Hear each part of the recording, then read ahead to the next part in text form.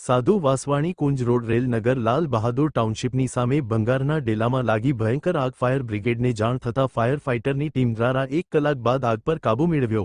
અહેવાલ સંજય પોપટ.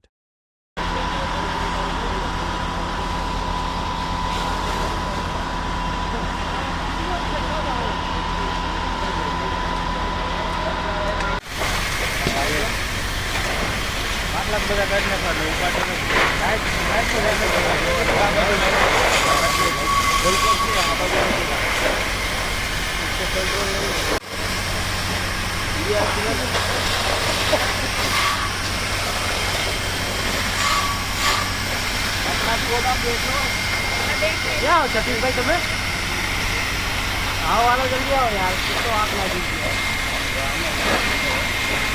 हाँ बोले आओ हेलो हम आउट